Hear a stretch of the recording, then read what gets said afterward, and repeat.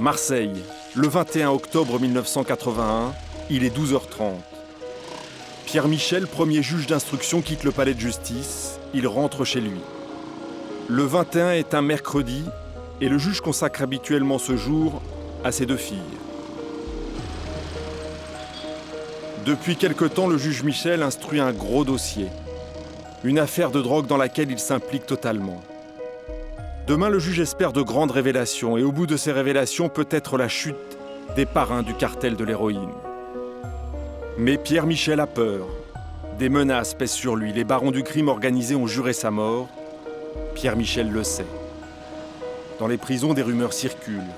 Un contrat, comme on dit dans le milieu, est sur le juge. 12h45. Pierre Michel roule sur le boulevard Michelet. Il n'a sans doute pas vu dans son rétroviseur les deux hommes à moto qui le rattrapent.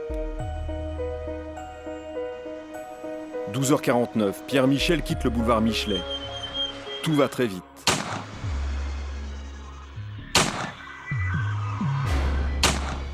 Sa maison, ses enfants, ne sont qu'à 200 mètres seulement.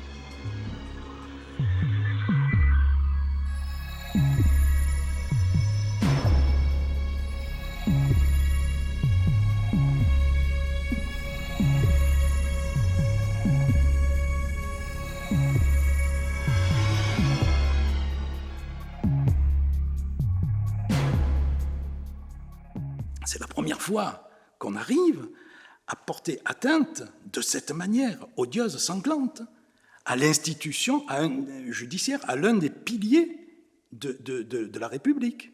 Et donc là, on est vraiment émotion institutionnelle et puis émotion politique. Nous sommes en 81, les socialistes sont arrivés au pouvoir, le maire de la ville, qui s'appelle Gaston Defferre, est ministre de l'Intérieur. On est en train de faire un véritable bras d'honneur à cet homme. Et là-dessus, nous héritons d'une affaire dans ce contexte. Un juge et un flic. Si Pierre Michel écrivait la partition des grandes affaires de Marseille, c'était la police qui était aux instruments. Le commissaire Lucien Aimé Blanc a été le bras armé du juge Michel, le grand flic qu'il a connu à ses débuts en 1974. Il venait au bureau, il lisait les comptes rendus d'écoute sur les gens qu'on surveillait, et les comptes rendus de filature, il les lisait avant qu'on les donne officiellement au magistrat instructeur. Donc il dirigeait pas les enquêtes, mais il suivait les enquêtes de près. Étienne Secaldi était procureur au tribunal de grande instance de Marseille. Pierre Michel était le collègue et l'ami qui savait rire de tout, même du pire. C'était un personnage au caractère enjoué, heureux de vivre, avec beaucoup de distance par rapport à lui-même. Il avait ce qu'on appelle la conscience ironique de lui-même, il se moquait de lui-même. Il reste peu de choses de la vie privée du juge Michel. On sait que c'est un enfant de la guerre né en 1943, le quatrième fils d'une famille lorraine qui a fui le régime nazi. À 17 ans, on trouve le futur juge dans les rangs de l'extrême droite. Il distribue des tracts pour le compte de l'OAS. Nous sommes à la fin de la guerre d'Algérie. Michel est condamné à de la prison avec sursis. 1973, les erreurs de jeunesse sont pardonnées. Pierre Michel est docteur en droit, il devient auditeur de justice au tribunal de Marseille. C'est un jeune magistrat qui a de l'allure. Très beau garçon, une classe naturelle et en même temps une intelligence et une volonté de bien faire qui était évidente. C'est quelqu'un qui avait le souci de faire son métier du mieux possible et avec un objectif d'efficacité dans la répression qui était assez exceptionnel, il faut dire, et qui était prêt à prendre tous les risques pour réaliser ses objectifs. Le destin du juge Michel s'appelait Marseille. Pour comprendre sa mort, il faut se plonger dans l'univers marseillais du crime organisé. Car ce qui va tuer le juge Michel, c'est son combat sans merci contre la drogue, la prostitution, le racket, la fausse monnaie. Lorsqu'il se lance dans cette guerre, Pierre Michel a tout juste 30 ans. Il est un magistrat courageux qui veut en découdre avec la société des voyous. Le milieu marseillais, À cette époque-là, c'était pas un mythe, c'était pas une illusion. C'était des hommes du milieu puissants, déterminés, avec des relations parfois politiques, manipulant beaucoup d'argent. Au fait de l'actualité, j'ai jamais considéré qu'on avait affaire à des pieds nickelés. Il faut remonter aux années 30, à Carbone et Spirito, à Saviani, pour voir les relations entre la pègre, la politique. Enfin bon, il y a toute cette histoire de la libération aussi, où la pègre marseillaise, Guérini notamment, est du bon côté quand même. Hein. C'est des résistants aussi. Par contre, il y a une chose qui n'existe pas, c'est le fameux code de l'honneur que l'on prête aux truands. Ça n'a jamais existé, et à mon avis, ça ne peut pas exister. Une ville qui a des allures de Palerme ou de Naples. Pierre Michel n'est encore qu'un juge stagiaire, mais il est ambitieux et affirme sa différence, sa passion pour les plus grosses affaires. D'emblée, Marseille l'intrigue. Les voyous y ont pignon sur rue, leur légende court dans les quartiers du Vieux-Port et autour de l'Opéra, le périmètre du crime. Dans les années qui précèdent l'arrivée de Pierre Michel, Marseille est synonyme de prostitution et de raquettes. Mais elle est surtout la capitale de la French Connection. Tout a commencé à la fin des années 60, avec l'explosion du trafic de drogue. Quand le trafic des stupéfiants ne devient plus confidentiel, la demande augmente en Amérique. Donc la demande augmentant, il faut fournir. L'offre également se met en place. Et là, le milieu marseillais qui est spécialisé dans la prostitution, dans les braquages de banques, dans les casses de coffre-fort, se dit pourquoi pas nous, et il se met immédiatement dans le trafic de stupéfiants. Et c'est comme ça qu'un garçon comme Francis le Belge rentre dans le trafic de stupéfiants, avec le Tanizampa également. Alors ces gens-là, en même temps, donc, tiennent le trafic de stupéfiants, tiennent la prostitution, et pratiquement tiennent toutes les boîtes marseillaises, puisqu'il n'y a pas une boîte de nuit marseillaise qui ne soit pas raquettée. C'est dans le Marseille de la nuit que le juge Michel va trouver ses plus gros dossiers. En janvier 1974, il devient juge d'instruction. Tout est neuf pour lui. Marseille, ses codes, ses cabarets ringards où se côtoient juges, avocats, policiers et truands. Pierre Michel passe en revue le Gotha de la pègre. Il veut prendre Marseille à bras-le-corps, en finir avec la gangrène du milieu. Mais c'est un homme de l'Est. Tout lui est étranger ici. Il éprouve un étrange sentiment, un mélange d'attirance et de répulsion pour Marseille, la ville noire. Tous les jours, non, j'exagère un peu, mais les règlements de compte qu'il y a eu dans cette ville, c'était fabuleux. Il y a eu une grande époque, on tournait à 30 à 40 règlements de compte par an. On n'avait pas le temps de remplir des fiches sur les individus qu'on marquait dans les barrets, on marquait décédés dessous. Le règlement de compte, c'est une des spécialités marseillaises. On se tue pour l'argent, le territoire ou pour la grosse galette de la drogue. Depuis 1969, la liste des morts n'en finit pas de s'allonger, surtout depuis la chute d'Antoine Guérini, le parrain à l'ancienne, et l'arrestation de son frère Barthélemy. C'était un milieu qui avait été déstabilisé en quelque sorte par la chute des Guérini. Il y avait eu le règne des Guérini, et donc avec ce que ça représente dans le milieu, de sécurité, si on peut dire, dans la mesure où il y avait une hiérarchie qui était respectée. La chute des Guérini a vu l'émergence de deux clans rivaux qui étaient les Zampa et Van Verberg, le Belge, avec cette succession de haut et de bas, l'un rentrant en prison quand l'autre en sortait, des règlements de compte qui s'en sont suivis. Et pour la police, on comptait les points, parce que qu'est-ce que vous voulez faire là-dedans ? Et puis ça avait pris quand même une importance formidable, parce qu'ils ne se cachaient même plus. Maintenant, ils brûlaient les voitures, avant ils ne brûlaient pas les voitures. Ils tuaient le gars, ils prenaient les calibres, ils les balançaient à côté pour faire voir que c'était une grande époque, quoi. Quand Pierre Michel commence sa carrière de juge, la mort est partout à Marseille. Les jeunes loups s'entre-déchirent, d'autant plus que le prédécesseur de Pierre Michel, le juge Sorel, a mis sous les verrous les gros bonnets de la French Connection. Pendant 3 ans, la police a tapé dans tous les sens. Des ordres sont venus de Paris et même de Washington. Le président Nixon en personne a demandé le démantèlement des gangs de l'héroïne marseillaise. Moi, quand j'arrive à Marseille, il ne nous reste plus grand-chose. Le trafic local, qui était très important dans les années 70, avait baissé. Et au bout de quelques temps, alors que nos statistiques officielles en 71 estimaient les héroïnomans de Marseille recensés et affirmés dans l'ordre de 3000, Quand j'arrive à Marseille, il en reste à peu près 150. On fait des tests. J'avais des informateurs qui étaient des dealers parisiens qu'on fait venir à Marseille pour qu'ils cherchent de la drogue. Et en vérité, on ne trouve plus d'héroïne, on ne trouve plus un gramme d'héroïne dans les rues marseillaises.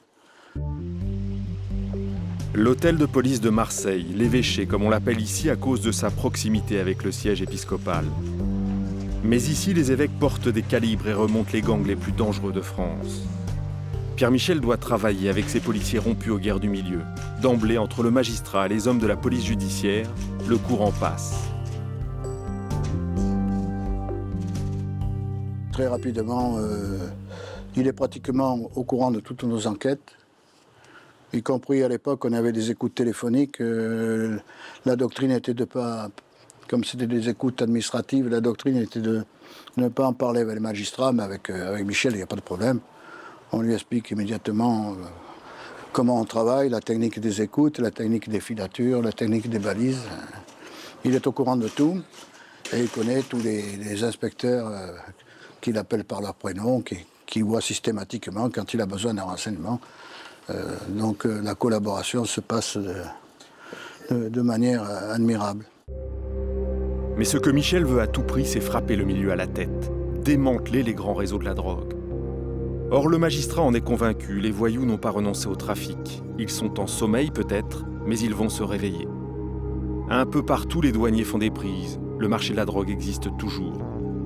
Tôt ou tard, les laboratoires marseillais qui fabriquaient l'héroïne de la French Connection vont se remettre à tourner, et Pierre Michel ne se trompe pas. On avait quelques objectifs qu'on n'avait pas éradiqués, des anciens chimistes qui étaient en liberté et qui manifestement, dans les années 75, avaient cessé toute activité. Ça sera le cas d'un garçon que je considère comme un des meilleurs chimistes de cette génération, c'est Henri Malvézy.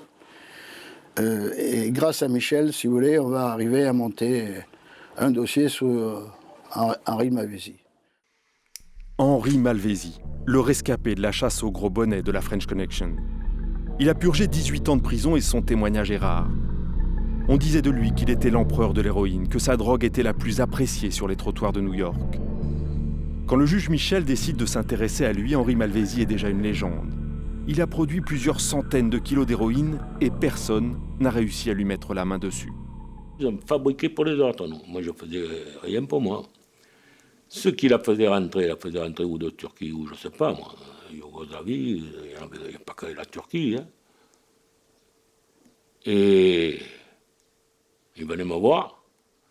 Par exemple, ils me disaient, j'ai 100 kilos, 200 kilos à faire. Et je leur faisais payer un temps, et voilà. Henri Malvézy est un chimiste, c'est-à-dire un homme qui sait comment transformer la morphine base en héroïne. Les chimistes marseillais travaillent dans des laboratoires de fortune et produisent la meilleure héroïne du monde, pure, à 98%. Celui qui leur a enseigné cette cuisine de mort est Joe Césari, le meilleur de tous. C'est dans sa villa de la banlieue marseillaise que Césari a transmis son savoir-faire aux chimistes marseillais. Et moi, comme morphine, pendant qu'on l'a fait, hein, il y a les acides,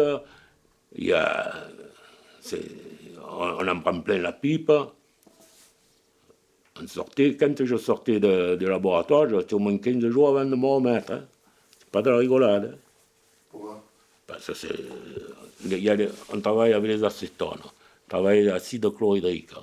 Puis c'est plein, hein, avec tous les acides.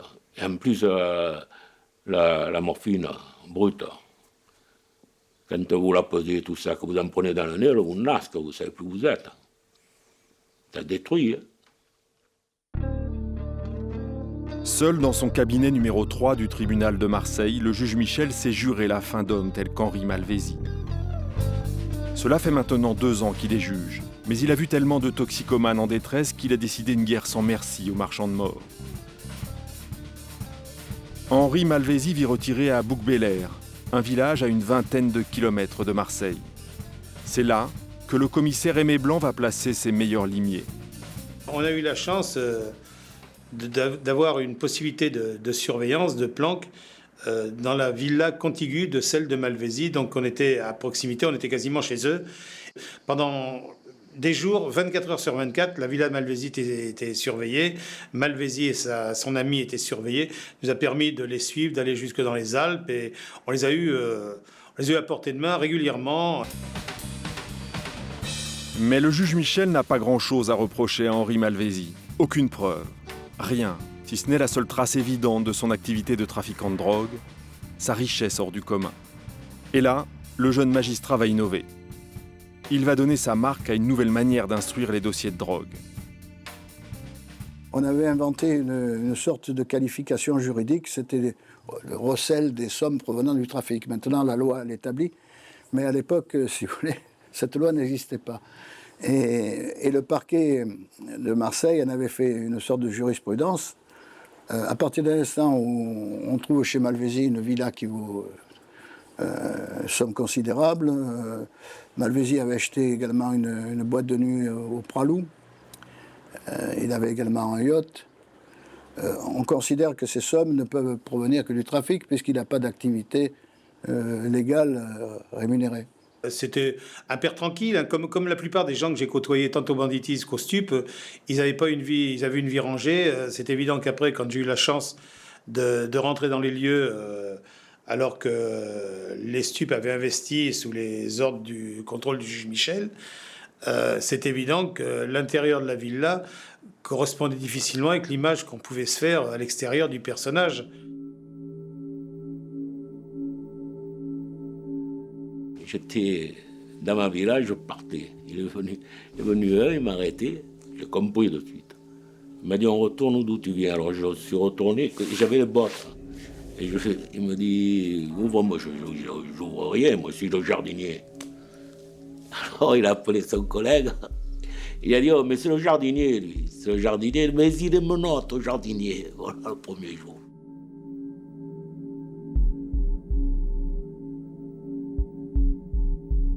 On fait une première perquisition, et ça ne va pas très loin. Manifestement, on ne trouve que des faux passeports au nom d'Arlette Vidal et d'Henri Malvézy, mais des passeports sur lesquels il y avait des tampons récents, qui ont monté à 18 mois, 20 mois, d'un séjour en Turquie. Ce qui, évidemment, pour nous, signifiait qu'il avait des contacts avec les producteurs de morphine base, puisque les producteurs de morphine base étaient tous installés en Turquie.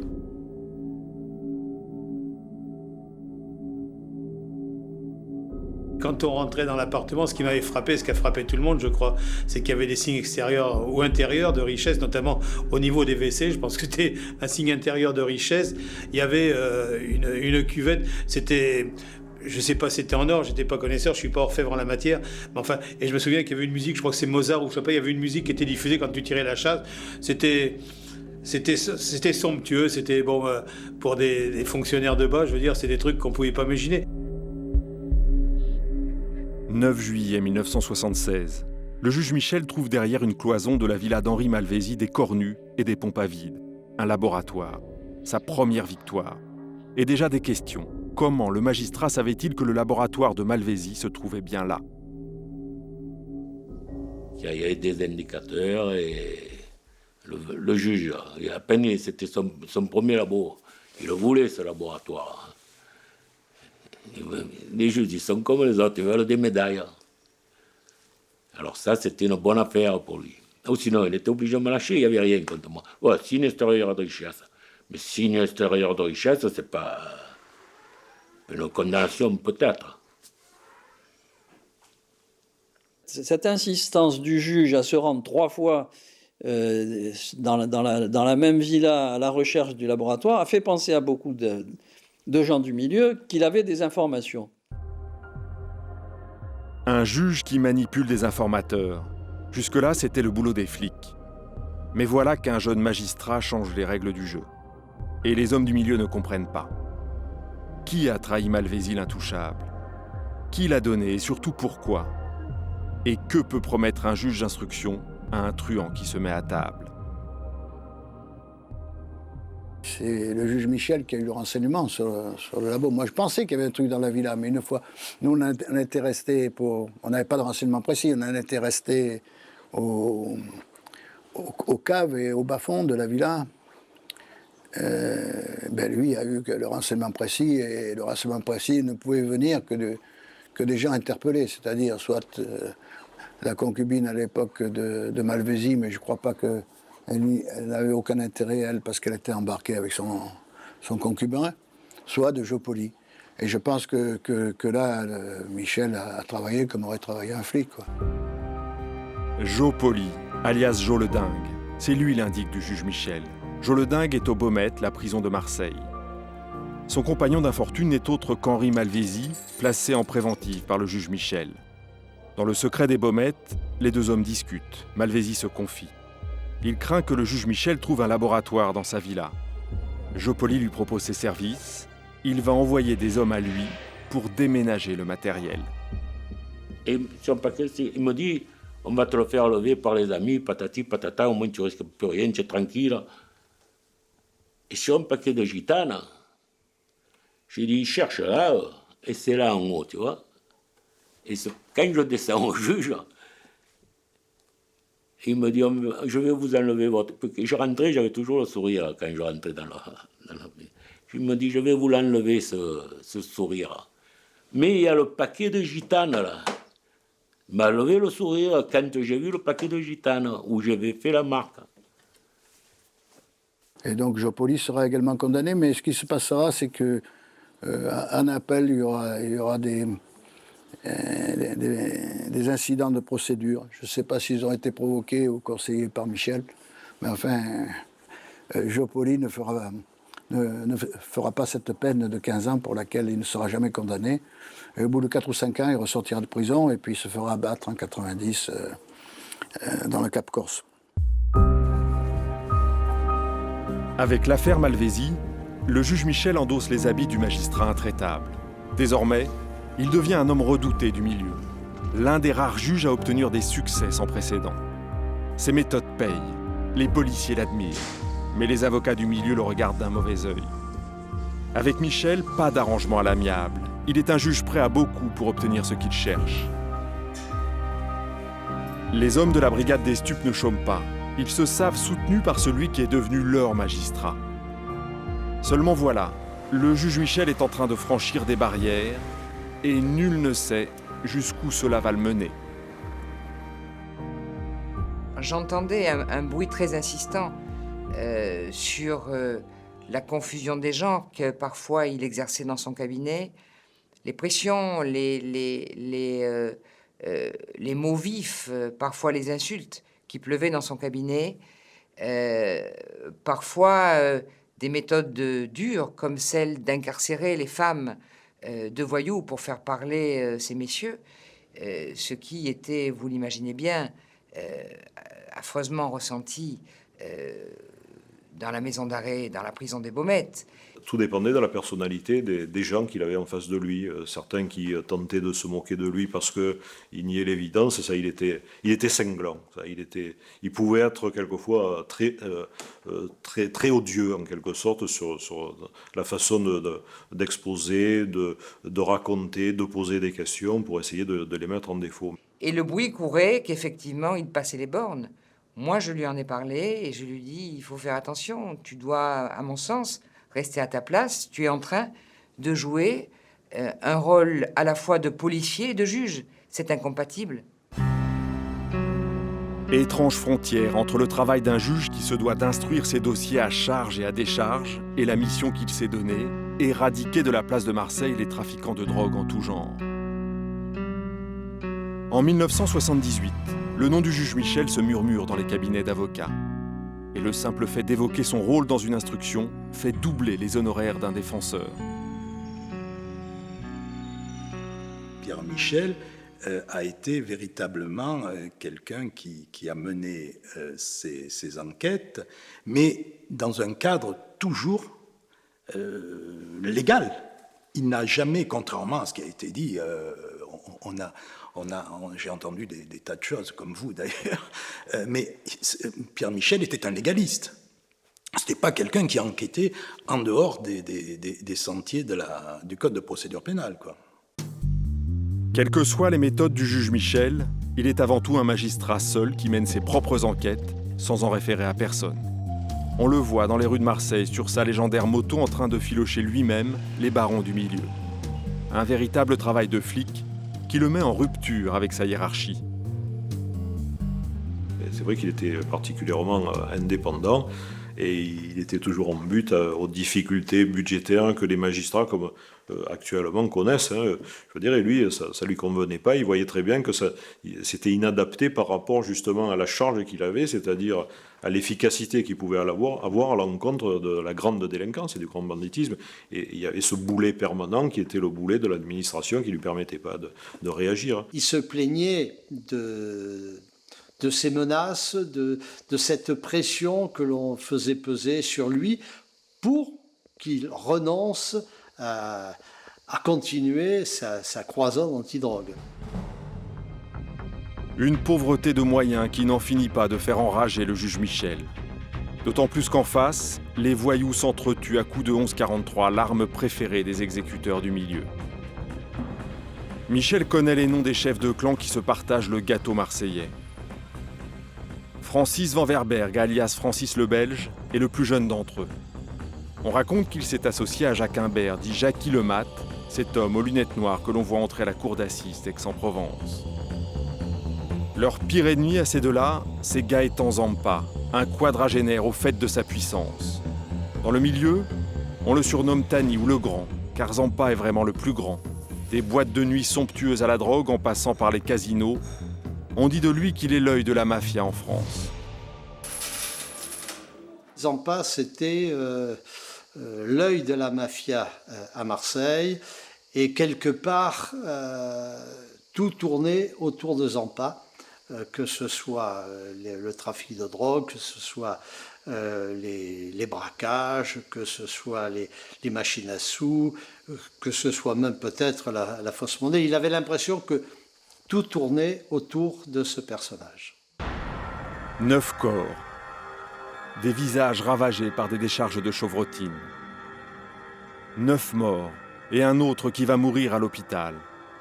Cela fera 10 morts en tout. Le mardi 3 octobre 1978, à 20h13, dans le bar du Téléphone, la guerre des clans marseillais a dépassé tout ce que l'on pouvait imaginer. Le 3 octobre, c'est la Saint-Gérard. Comment ne pas penser à la Saint-Valentin d'Al Capone et regarder le pire?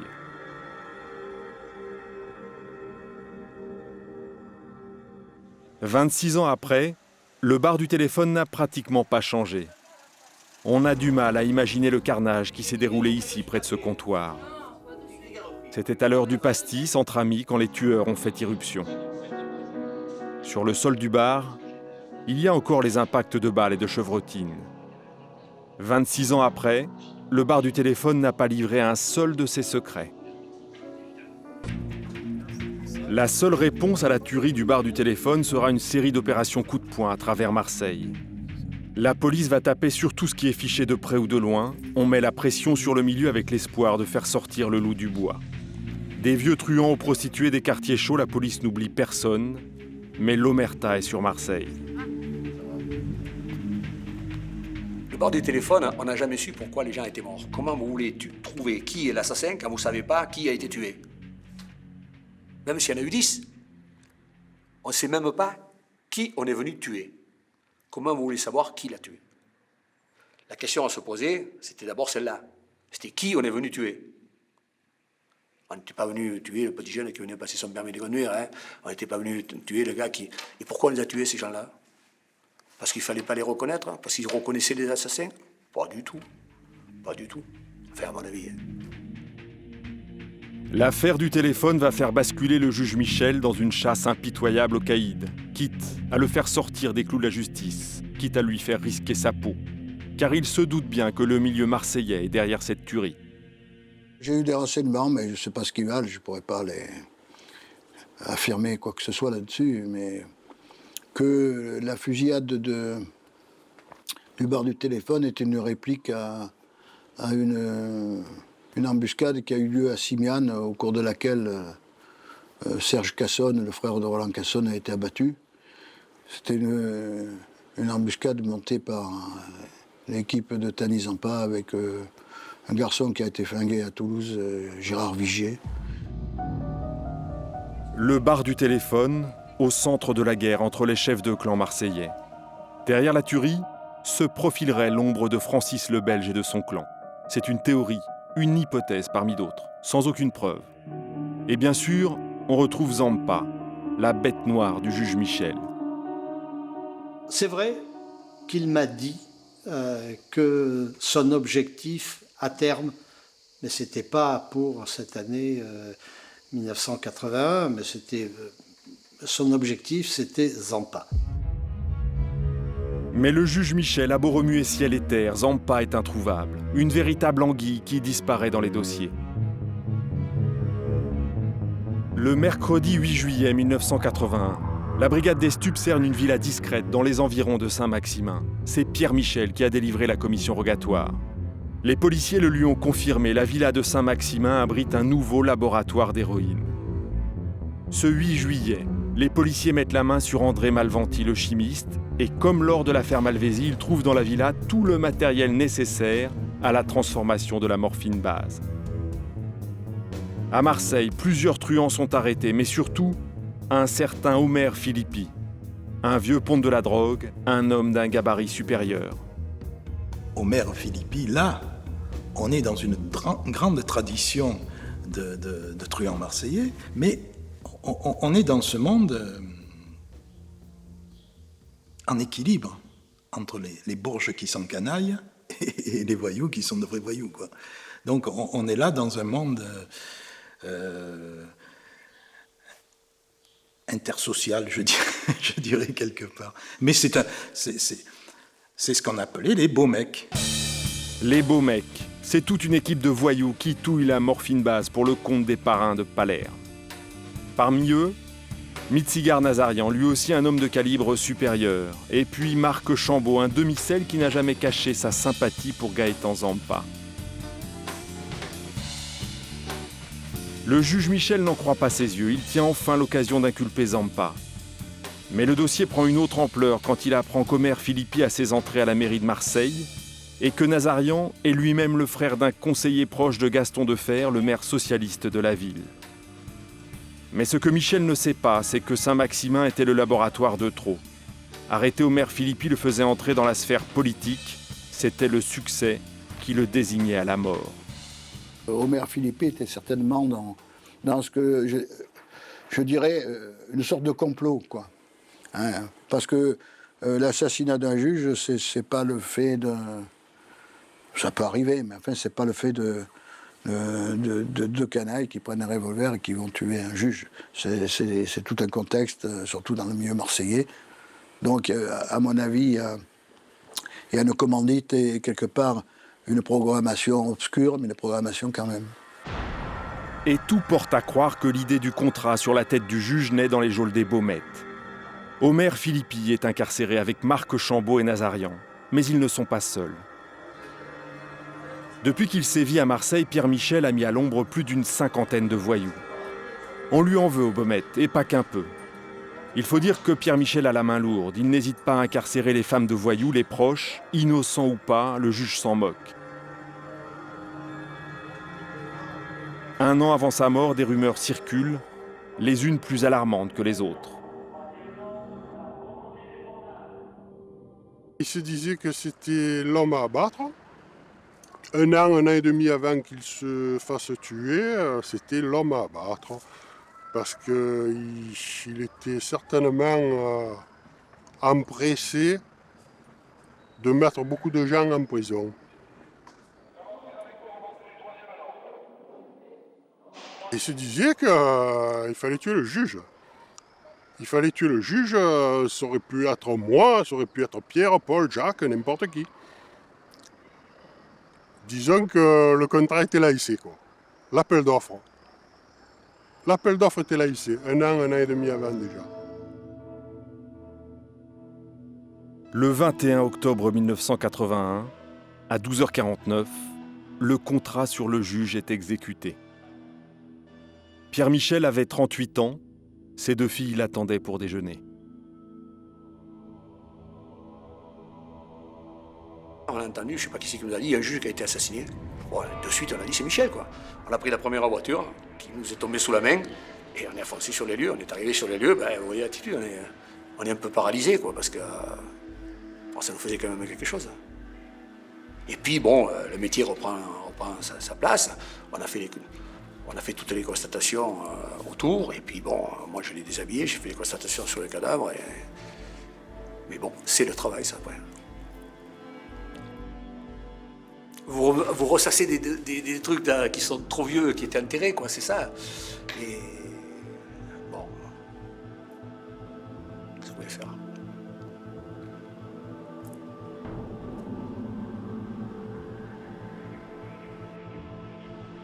À la prison des Baumettes, la nouvelle s'est répandue comme une traînée de poudre. Pierre Michel, le juge que tout le monde détestait, a cessé de vivre. Derrière les barreaux, c'est une explosion de joie. C'était la liesse, comme un match de foot. Dire, la France, elle a gagné, ouais, bravo. Pareil. C'était la liesse, vraiment. Les gens, tout le monde, les gens, ma foi, étaient aux anges, quoi. C'est dire que la sale réputation qu'il avait, quoi. Je crois que la mort de Michel n'a pas fait beaucoup de peine aux politiques. C'était un empêcheur de tourner en rond dans un milieu qui était établi de longue date et dont les habitudes sont très anciennes. Le juge Michel est encore allongé sur le trottoir du boulevard Michelet que les enquêteurs imaginent des pistes et cherchent déjà dans les dossiers du magistrat. Car ils en sont convaincus, le nom de l'assassin se trouve dans ces dossiers. Le nom des assassins est celui du commanditaire. Qui avait intérêt à tuer un juge? Qui avait les appuis suffisants pour commettre un tel crime? Bien sûr, tout le monde pense à Gaëtan Zampa, le parrain. À l'époque, on cherche le lien essentiellement avec Gaëtan Zampa. On cherche comment on peut raccrocher ça, notamment à l'affaire de Saint-Maximin, parce que vous savez que sur Gaëtan Zampa, une des pistes, ça a été Marc Chambaud, qui est interrogé par Pierre Michel peu de temps avant sa mort, avant son assassinat, sur un document qui est mis sous scellé dans l'affaire du laboratoire de Saint-Maximin, mettant en cause, semble-t-il, Gaëtan Zampa. Mais il y a une autre piste. Elle passe par Palerme en Sicile. Le juge Michel avait fait tomber cet homme, dont Gerlando Alberti, un capot qui employait des chimistes marseillais dans un laboratoire d'héroïne de Palerme. Lorsqu'il meurt le 21 octobre 81, il y a quelques jours à peine que le juge d'instruction italien Barille vient de quitter Marseille. Et lui-même doit aller en Italie, Pierre Michel, doit aller en Italie, à Palerme, quelques jours après son voyage est prévu pour la fin octobre, si je me souviens bien. Le laboratoire de Palerme, c'est un chimiste, André Bousquet. Et puis une vieille connaissance du milieu, François Scapula, qui est en fuite. Il y a aussi François Girard, que Pierre Michel a mis sous les verrous, mais qui se tait. Aux Baumettes, Marc Chambaud, qui a été arrêté à Saint-Maximin, commence à parler. Le juge Michel voulait l'interroger sur un document saisi au laboratoire, un document qui met en cause Gaëtan Zampa. Il était prévu, curieusement, que ce document, le juge réinterroge ce suspect qui est Marc Chambaud, sur ce même document, le 22 octobre 1981. Curieuse coïncidence. Toutes les pistes semblent mener vers Zampa, mais encore faut-il savoir où il se trouve. Le 23 octobre 1981, Pierre Michel est enterré dans la plus grande simplicité. Alors que le cercueil du juge sort de l'église, les policiers vont faire une découverte qui va changer toutes les données de l'enquête. On avait, je crois, un numéro de moto et notre premier travail, ça a été de ratisser, toujours pareil, l'enquête de voisinage sur la contre-allée du boulevard Michelet. On ne peut pas dire que ce soit très fourni. Et on a eu la chance, en élargissant nos secteurs d'investigation, de retrouver la moto, avenue Clobé, je crois, sur le parking d'une petite résidence de l'avenue Clobé. Cette moto est une Honda, une 900 bol d'or. Elle a été vue par plusieurs témoins sur le lieu du crime. Par tous les moyens, les policiers vont essayer de la faire parler. La découverte de cette moto a amené après les spécialistes de l'enquête judiciaire à travailler dessus, à découvrir une empreinte digitale qui, je crois, a permis d'identifier une des personnes qui avait trafiqué la moto, enfin de remonter après à des personnes qui ont été entendues dans l'assassinat du juge Michel. C'est derrière cet autocollant Motul que l'identité judiciaire va trouver une empreinte. C'est un index droit, une trace papillaire qu'il va falloir maintenant faire parler. Et au bout, peut-être, avec un peu de chance, une piste. Il faudra des milliers de comparaisons avant d'identifier cette empreinte. Un nom va enfin apparaître. Charles Giardina. La chance est avec les enquêteurs, car Giardina est un individu connu des services de police. Giardina, j'en ai gardé le souvenir d'un jeune qui était pas désagréable, qui vivait avec une petite nana dans les quartiers nord. Pauvre mec, en fait, quoi. Je sais pas, j'ai pas suivi après, mais enfin, je veux dire, pour moi, c'est un type falot qui a exécuté des ordres qu'on lui avait donnés, peut-être pour quelques menus monnaies, je sais pas, hein, mais enfin, c'est vraiment le bas de gamme. Mais ce que vont faire les policiers, c'est regarder l'entourage de Giardina. Ils vont le filocher pendant des jours et des nuits et voir qui il fréquente. On a un nom et après on élargit aux relations. Et nous, l'équipe à laquelle j'appartenais, que j'avais la chance de diriger, nous avait demandé de retrouver, d'interpeller une personne qui s'appelait Ciaramaglia. Gilbert Ciaramaglia, un véritable soldat du milieu. L'entrée de ce personnage dans le scénario était inespérée. On tient enfin une piste. Ce Ciaramaglia est un garçon que dans le milieu on appelle coupe-circuit, c'est dire si il est connu pour racket, pour tentative d'assassinat. Enfin, c'est non pas une légende parce que c'est quand même un petit gabarit dans la hiérarchie, mais quand même c'est quelqu'un de solide. C'est un homme de main qui apparaît solide. Ciaramaglia vit dans un immeuble discret du quartier de la Caplette, à l'est de Marseille. À son domicile, les policiers ne trouvent pas grand-chose. Gilbert Ciaramaglia, fidèle à son surnom de coupe-circuit, ne parle pas. Mais c'est en auditionnant la maîtresse de Giardina, le complice de la moto 900 bol d'or, que les policiers recueillent des dépositions sans équivoque. Pour Gilbert, dit la compagne de Giardina, Zampa, c'est quelqu'un d'important. Il y a environ une dizaine de jours, Gilbert nous a dit qu'il avait rendez-vous avec Tani Zampa. À partir de maintenant, les policiers vont vraiment se mettre sur la piste de Zampa. On a surtout filoché sa femme et ses proches, donc sa famille. Donc on a même utilisé des moyens très techniques pour assurer nos filatures, jusqu'à des avions de la PAF, des choses comme ça. On a passé des mois en s'arrêtant de temps en temps parce qu'on n'avait plus de pistes, parce qu'on avait autre chose à faire. Et puis quand on a eu la chance de découvrir son repère, c'est sûr que quand on l'a vu sortir de chez lui pour faire son footing avec un de ses copains, il y a le palpitant qui palpite un peu plus vite. Le parrain se cachait dans ce pavillon discret à une trentaine de kilomètres de Marseille. C'est en suivant sa maîtresse que les policiers ont déniché cette planque. Et il est sorti le premier, il s'est trouvé que j'étais à côté et je lui ai passé les menottes. Et j'ai dit alors Tani, ça y est, c'est fini. Il me dit oh monsieur, pas Tani, Gaëtan Zampa. Zampa est tombé, mais pour l'assassinat du juge Michel, la justice ne peut rien lui reprocher. D'ailleurs, il est inculpé pour fraude sur les comptes de ses boîtes de nuit. On a tapé au portefeuille.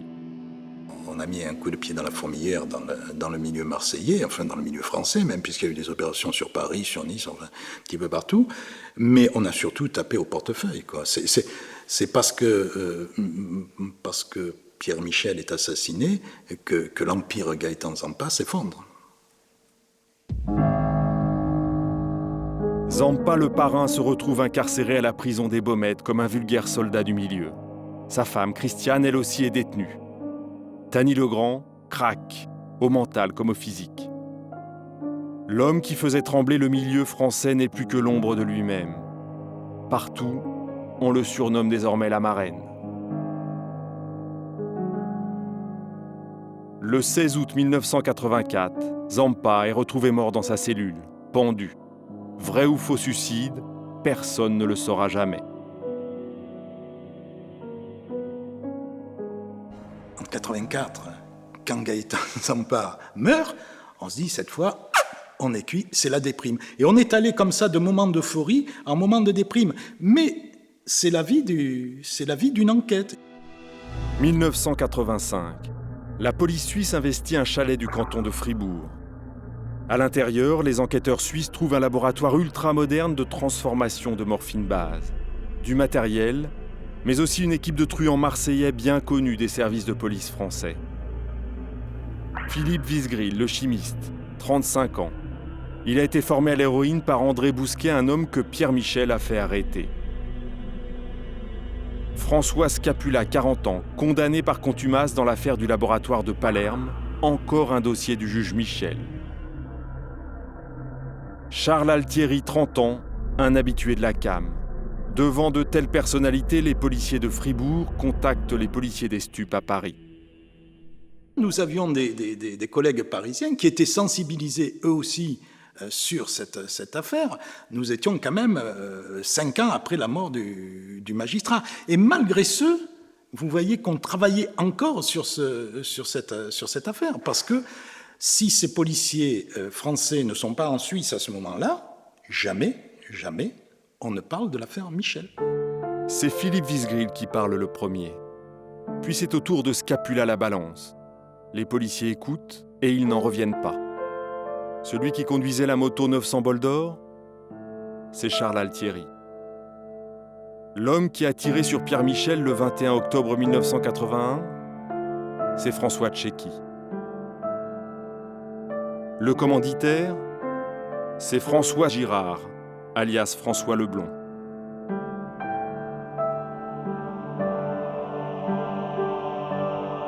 En apparence, tout se tient. La plupart de ces hommes sont originaires du quartier d'Andoum, à Marseille. C'est bien Gilbert Sierra-Maglia qui leur a fourni la moto 900 bol d'or. Altieri reconnaît avoir conduit et Tchéky avoir tiré avec un pistolet Stahl C35 9 mm. Mais François Girard ne reconnaît rien. D'ailleurs, lors de l'assassinat du juge Michel, il était en prison. Je ne pense pas qu'il était de l'intérêt de François Girard que le juge d'instruction Pierre Michel disparaisse. D'une part parce que je crois François Girard particulièrement intelligent et son intérêt, notamment lorsqu'il était en détention, c'était surtout pas que le juge Pierre Michel disparaisse, puisque, et d'ailleurs ça a été, la démonstration en a été faite au niveau de l'enquête, c'est que tous les dossiers instruits par le juge Michel méritaient une attention particulière, notamment des services de police et son dossier en particulier.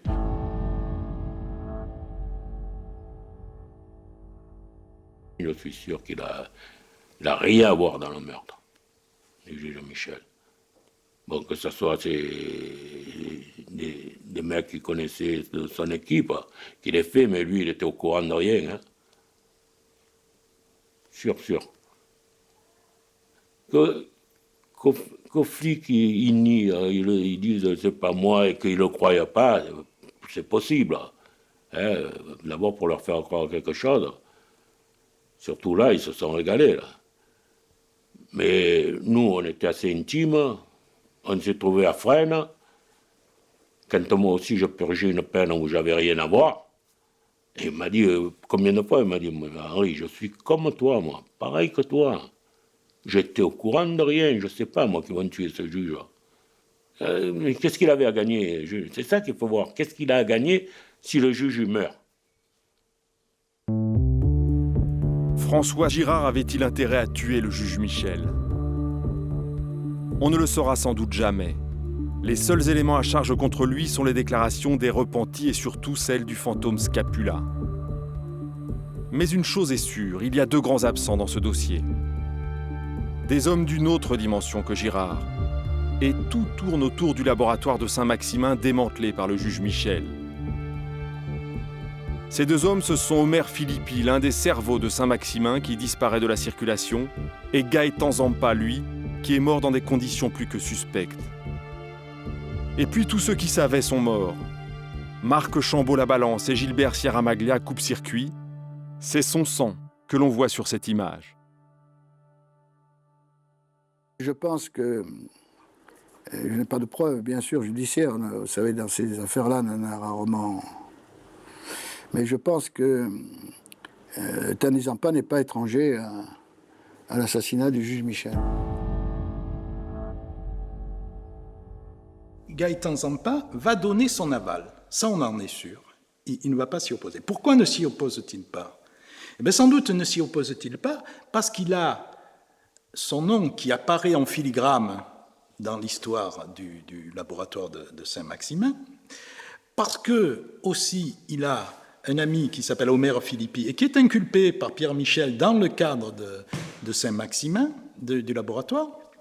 Et dans la procédure, il est évident que Omer Philippi, beaucoup pensent que s'il est détenu et s'il est inculpé, c'est parce que, justement, c'est Pierre Michel qui a le dossier. Donc, Gaëtan Zampa, à ce moment-là, sait que son nom est cité, il sait que son ami Omer Philippi est dans la mouise, et il se dit, finalement, c'est pas moi qui vais faire le travail. Il semble même qu'il ait envisagé lui-même d'envoyer une équipe faire ce travail, et quand des garçons viennent lui proposer de faire ce que lui hésite à faire, il se dit laissons faire. On ne connaîtra jamais les vrais noms des commanditaires de la mort du juge Michel. On sait seulement que Pierre Michel est mort en 1981 quand le pouvoir changeait de main, au moment où il s'apprêtait à défier un système où s'entremêlaient sociétés de voyous et milieux politiques. Devant le palais de justice de Marseille, une plaque de marbre a été posée, discrète, trop discrète sans doute pour la mémoire d'un juge qui mit à genoux les seigneurs du crime organisé.